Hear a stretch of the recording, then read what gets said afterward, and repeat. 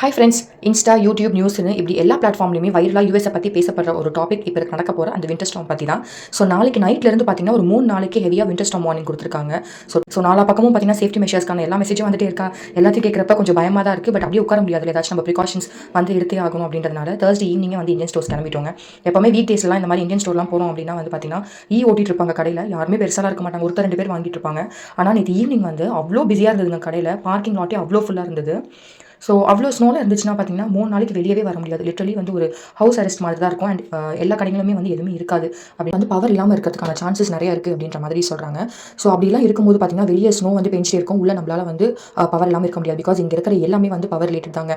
உள்ளே வந்து வார்மாக வச்சுக்கிறது இந்த ஹீட்டிங் சிஸ்டம் தான். ஸோ அதுவே வந்து பவர் இல்லை அப்படின்னா வந்து மெயினாக நமக்கு இணைய மாதிரி ஆட்களுக்குலாம் வந்து பார்த்தீங்கன்னா இங்கே காயில் அடுப்பு தான். ஸோ அடுப்பு முதல் கொண்டு தண்ணி இப்படி எதுவுமே வந்து ஒர்க் ஆகாது.